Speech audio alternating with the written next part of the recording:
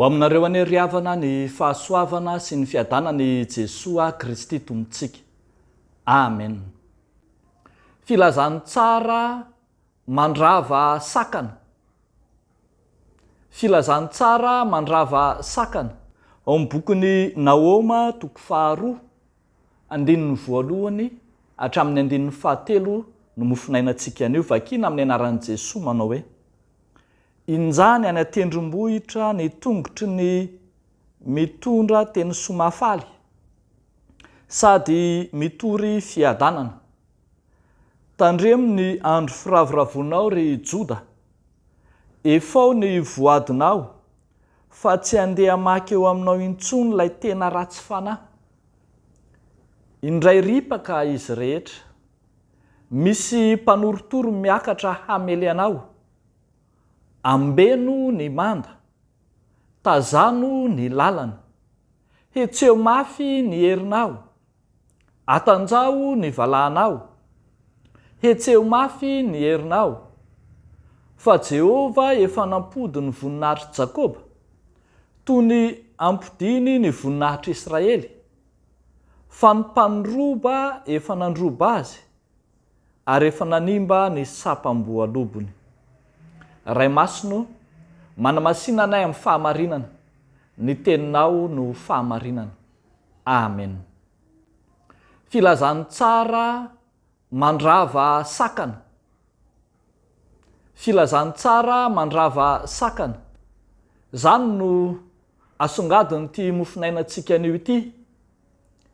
Tao amin'ny tanànany Ninive no nisy ny fanapara-pahefana nataon'ireo Midianina, tonga amin'ny miaramila sy ny soavaly mitratrevatreva, tena tonga hanorotoro tahaka ny fanoritoron'ny marotoa eny anady. Mivaraontsana mihitsy rehefa tojo ity fahavalo lehibe ity.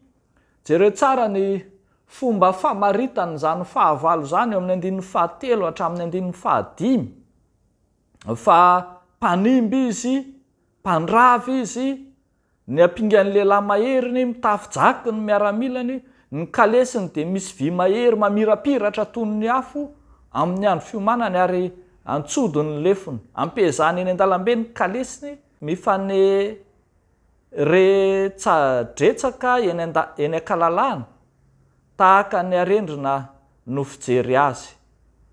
Mitsorika tahaka ny elatra izy. Fahavalo mampivaraontsana no sakana ho an'ny vahoakan'ny Joda, eny na ho an'ny taranak'i Jakoba koa aza.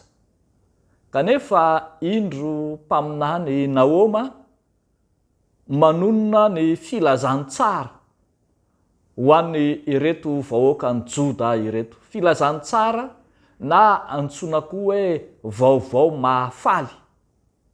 Raha vao ny anarany Naoma fotsiny dia efa vaovao mahafaly azy ireo, izay midika hoe feno fiononana.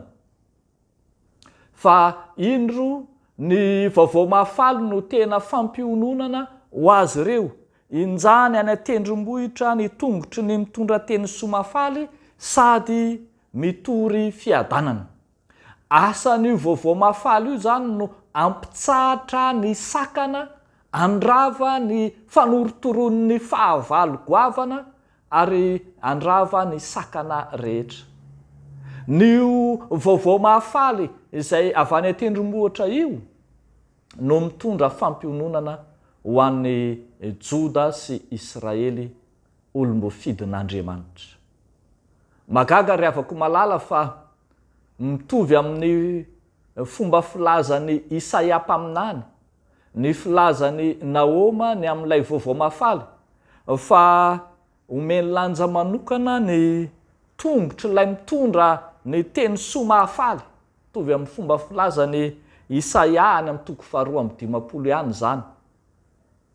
Ny tongotry ilay mitondra teny soa mahafaly dia mitondra fiadanana ho azy ireo.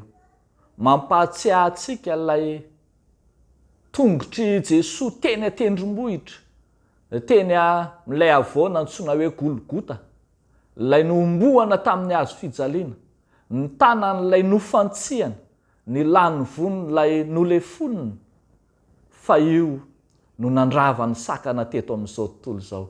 Io ilay filazany tsara mitondra fiadanana ho an'izao tontolo izao.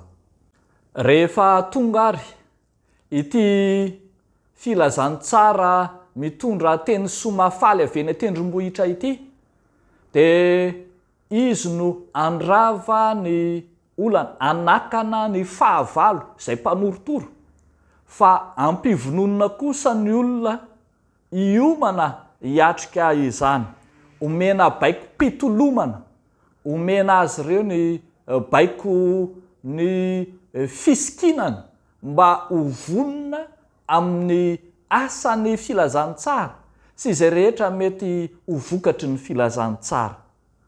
Ambeno ny manda, tazano ny lalana, atanjao ny valahanao, etseo mafy ny herinao.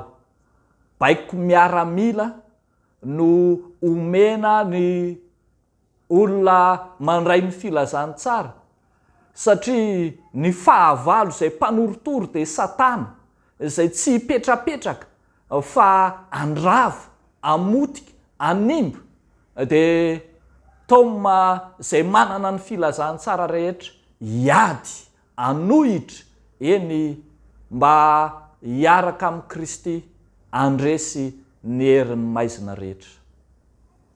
Tsarovy ary ravako malala, filazany tsara manafaka ny vaovao mafaly. Any amin'izay misy an'i Kristy dia afaka ny fatorana, miala ny sakana. Izay manana ny Kristy dia manam-piadanana. Ary izay manaiky hiara hiasa amin'ny Kristy no tojo-soa amin'ny fiadanana izay efa nampanantenany atsika rahateo. Mampahery atsika rehetra ry havako, ao anatin'ny vanim-potoana sarotra iainantsika ankehitriny, maro olana, be fahavalo, fa matoky fa lay vaovao mahafaly, ny filazany tsara ny Jesoa Kristy dia hitondra fiadanana tanteraka, hitondra fitoniana, hitondra fampitsaharana ny ady ka ho foana izay nanorotoro anao hatrizay. Mampahery fa tsy maintsy rava ny filazany tsara ny sakana rehetra izay manorotoro rehetra. Dia n'Andriamanitra irerian'ny voninahitra. Amen. Ivavaka isika.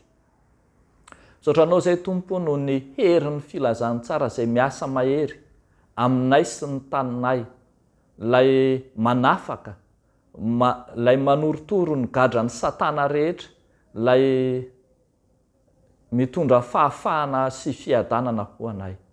Dia jereo ary Tompo ny taninay eo anatrehan'ny sakana sy ny olana amin'ny fampandrosoana maro samihafa.